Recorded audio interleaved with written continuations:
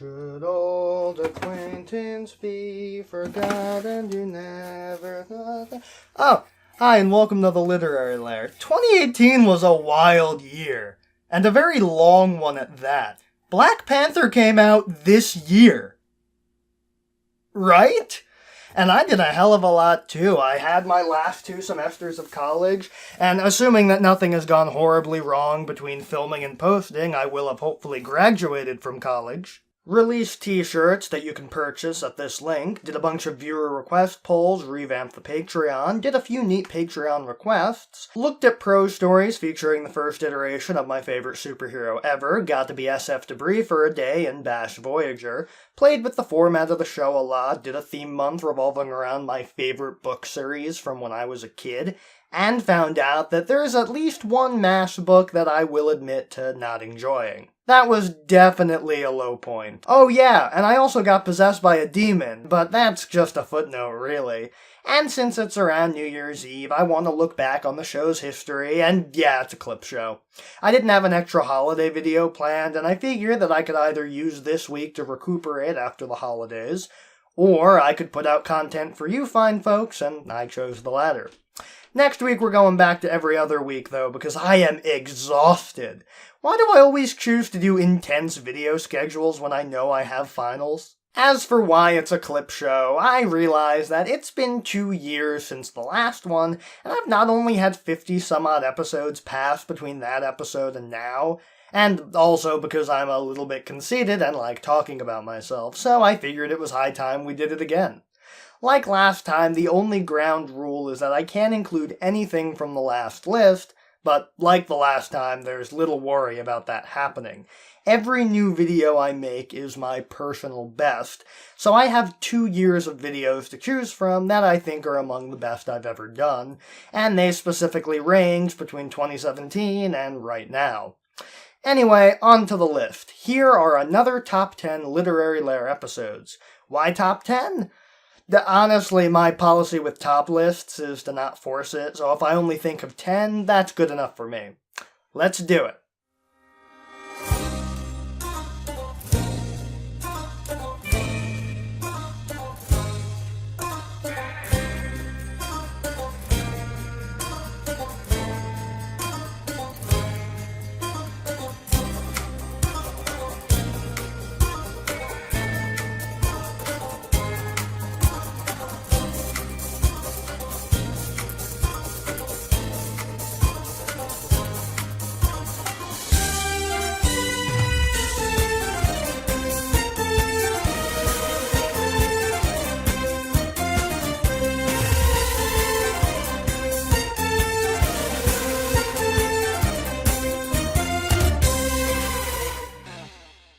Number 10, Angel Armor, the Cassandra Conflict.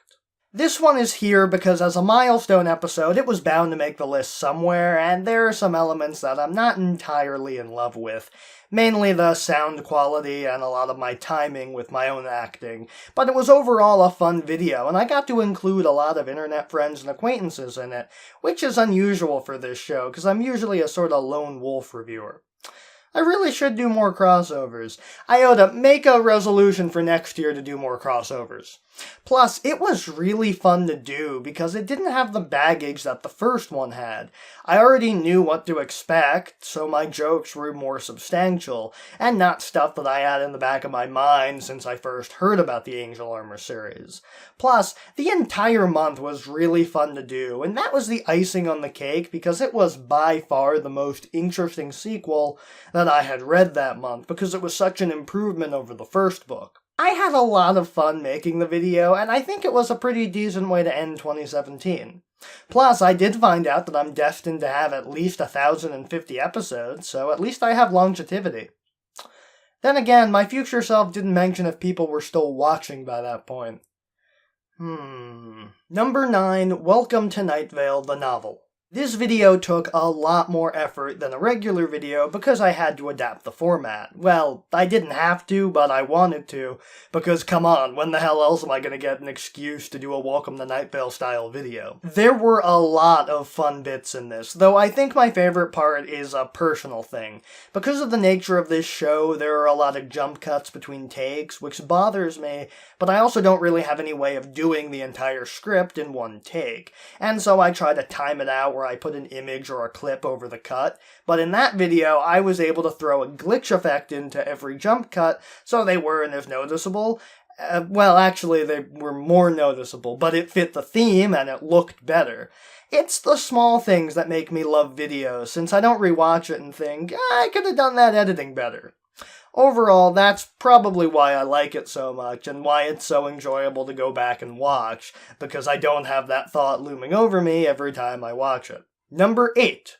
Gray. So I put out on Twitter and Tumblr and the social medias that I was doing this video because I wanted to make it slightly less narcissistic by having some viewers suggest choices for the list, so they're not all me patting myself on the back, and I got Gray as one of those suggestions. This one admittedly probably wouldn't have made the list if it were picked by me. It's not one I go back and watch very often, but placing it against the ones I picked, I have to admit I do really like it. It's a damn good analysis, probably one of the best I've ever done, and it's because the book was really damn good. I rewatched it when I got the suggestion, and I genuinely shocked myself because I had forgotten how great the analysis was. I might not care that much for the early 2000s emo punk scene, but Pete Wentz is a brilliant author. The John Miller stuff, so good. And it really gave me a lot of material to do analysis on. Honestly, other than that, I don't really have any other non-self-aggrandizing reasons to love it, apart from it displaying my total lack of music knowledge, given that my one industry joke was a reference to Big Time Rush. The story, as I said, details the narrator's life in regards to his on-again, off-again girlfriend and to his band, formed in the Chicago area, getting extremely popular and going to California to make their first album. But only if they can stop pranking Gustavo. Yeah, I don't really have a lot of music knowledge, so that's about the only joke I have. All the Patreon-sponsored videos have been amazingly fun, and I hope I'll get to do a few more in 2019. But this one is probably the one that drew me the most out of my comfort zone, and in doing so, led to one of my best videos. Number 7, Short Story Sanctuary number 2, Blue Beetle. This one should be a no-brainer. My favorite superhero and getting to check out some hilariously outdated prose stories. Of course this one is one of my favorites, it's why I mentioned it in the intro. I'm only low-ranking it here because the top 6 are ones that I have very specific reasons for liking. This one was not only fun because of the subject matter being Blue Beetle, but because I got to do some of my favorite jokes ever, including, so he goes into Dr. Franz's pharmacy and says, what's up, Doc? I apologize, that joke was terrible. I'll escort myself out. And of course it allowed me to unearth that old family heirloom of my great-great-uncle Thaddeus and his attempts at making short-form video content in the 1940s. Hey guys, today we're going to be doing the Radium Watch Challenge. I know you all know what radium watches are, that is watches where the dials are painted with a special paint that allows it to glow in the dark. Really, this one made the list just for the jokes alone, because the episode practically wrote itself, and it was a lot of fun to do. We're definitely doing something similar in 2019, I just have to decide on what type of short stories I want to do for it. Number 6, Ready Player One. Ready Player One was one of the worst books I have ever had the misfortune of reading. And it wasn't even requested or anything. I did that to myself. The things I've resorted to doing ever since YouTube upped the arbitrary limit for monetization. Worst part is, it didn't even work. But I do like the video, mainly for the opening. Yes, that's me ripping off Linkara again, and I wasn't actually blacked out drunk, but it did allow me to do an updated version of my Before Dishonor trombone mouthpiece bit, and when I take that shot, that's not green Gatorade or anything. I actually downed a shot of Appletini before I did the review. Come to think of it, I think I might have had class later that day. Probably wasn't a good idea, but it did soothe the pain a little bit. The book was terrible, but I had a lot of fun tearing it apart and recognizing that even as terrible as it was, there were some elements that were promising and weren't that bad. It's just that that book was basically like that one quote from The West Wing. Why is it for every good thing you do around here, we've got to endure 3 screw-ups? Ultimately, it made the list because it was definitely my most angry review from this past year, and that makes it unique compared to my mostly glowing reviews of everything else. Probably the only one I can remember where I had to do several takes because I kept spitting while I was yelling. We have to sit through recreations of movies. If I wanted to do that, I'd watch the damn movies. Number 5. Tess of the Road. Tess of the Road was one of the best books that I have ever read, and it was fun to do a video on a book that hadn't actually been released yet. Yeah, it's not as if I got it from the publisher specifically for that reason, but it was still really interesting, considering that my viewpoint was entirely my own. There were no summaries online, no other reviews yet. It's the only book where I was able to entirely rely on my own thoughts and concepts about the book. I didn't even have a cover to judge. This video is important to me because it was the blindest that I ever went into a series, completely by design, and it was an amazing experience that I wish was more possible in our interconnected world. I love all the interconnectedness, but you really can't go into anything 100% blind anymore, and I so appreciate that that book allowed me to do that for the video and gave a completely unbiased look at what I think is the best fantasy novel to be released in 2018. Maybe ever. Really, I just wanted another excuse to bring it up so I can urge you to read the damn book. It's really good. Woman who lost a child she had out of wedlock, disguised as a man, traipsing through the countryside with her transgender lizard friend. And by the way, did I mention dragons? Number 4, Bernie Summerfield True Stories. This episode was fun to do because Benny is such a delight to talk about, but in addition to that, this has a distinction that few episodes of this show can say they have. It got the attention of one of the writers, Jonathan Bloom, who said that the editor sent it to him, so it's actually 2 people that were connected to the book who saw it. Bloom then proceeded to tell me that one of the pictures I got from a Google image search using his name wasn't actually him. I doubt that he's still watching episodes, but on the off chance that you are, sorry again about that. The video also has what I think is my highest ratio of original jokes to jokes involving footage from other shows and movies, and I don't have many videos that are mostly my own jokes, so this one is special for that. I also think I only used one cutaway, and it was just because the character shared a name with an SNL character. Helps that Bernie Summerfield always has a lot of quips and funny moments to balance out the crises, so it was easy to crack jokes about my favorite future archaeologist. Overall, I like this episode because I think it's a pretty good litmus test for the show, indicative of what I hope that most episodes of the show are like, with the balance of joke and summary. Number 3. Double Fudge. The Fudge Perspective was basically a culmination of my childhood, all those years I spent reading and rereading, and I finally got to share all of that with you guys. Double Fudge was always my favorite book because it was the first one that I ever owned, and the episode was the culmination of the entire month where I got to share my analysis and my opinions on the book as both the child I was when I first read them and as the adult I am now rereading them and having a bit more perspective to understand the adults. Though I still have enough childlike wonder left in me to realize how utterly crappy the adults were to Peter. I think this is probably my best video from any month-long thing I've done, because I truly had a lot to say about this series, and the episodes are really enjoyable to rewatch over and over. Plus, the month indirectly led to me discovering that I really, really like the Brady Bunch, so I owe a lot to this retrospective. Overall, the entire month was really my favorite theme month I've ever done because I got to revisit my childhood from a new perspective, but I wanted this list to be straightforward, so I had to pick one favorite for the entry. Number 2, Vintage Book Advertisements. This one was just fun to do, unique yet derivative. It was nice to cut loose a bit and do something that was basically a video that was 90% jokes, since there wasn't any summarizing to do. I have a format because I think that's the best way for me to be able to get the right ratio of jokes to summary and analysis, plus it helps keep me on task. A lot of my older stuff got muddled because I was flying by the seat of my pants and not really knowing what I was doing, but it's always fun to break that format and try new stuff. I intend to do a lot of that in 2019, though I guess we'll see how that actually goes in practice. And of course, it gave us the majesty of how to pick up girls. It is such a bizarre product that I can scarcely believe it ever existed, yet there it was.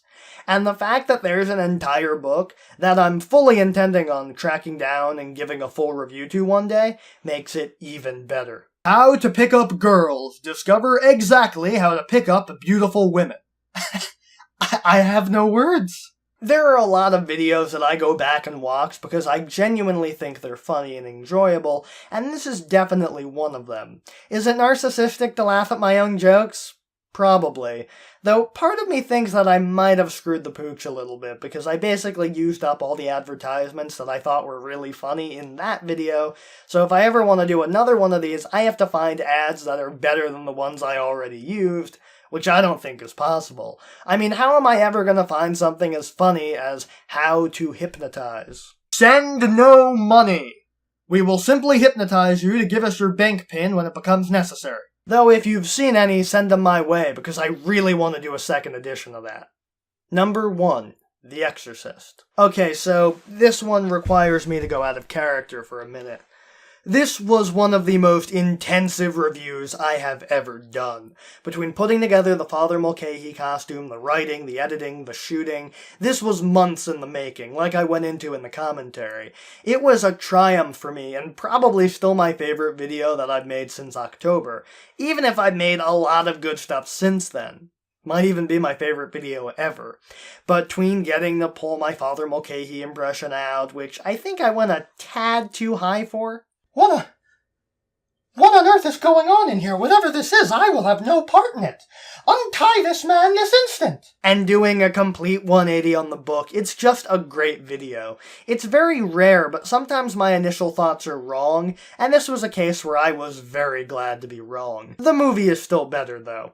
I put so much effort into this review, so it would be a crime for it not to take the number 1 spot. It's selfish to love a video because of how much effort I put into it, but this was probably the first video where everything came out exactly as I saw it in my head. That's never happened before. I always have to make concessions for timing because I don't have access to proper film equipment or sets, because I require more actors or crew than I have available, but this video came out on screen nearly exactly how I envisioned it. And if YouTube nuked my channel and that was the only video left, I'd be satisfied because I think it's my absolute best. I had to watch this thing like 25 to 30 times before uploading it to make sure everything came out perfectly, and most of the time when I do that, I get sick and tired of hearing my own voice and won't go back and watch it for 6, 12, maybe over a year. Didn't happen with this one because of how proud I was of it. No better way to end a year than to reflect on the pinnacle of it, I say.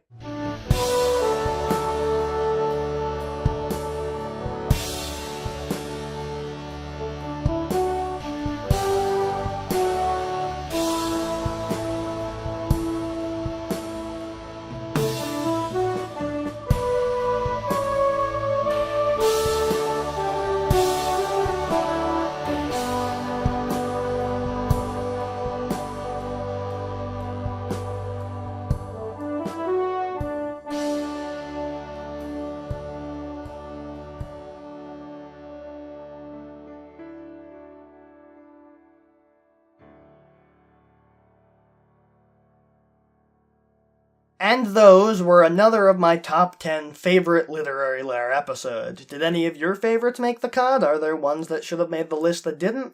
Let me know in the comments. It was nice to reflect on the past for a little while, but I think it's time to look towards the future and see what 2019 will bring us. As Colonel Potter once said, "Here's to the new year. May she be a damned sight better than the old one." I hope this year he's right. See you next year.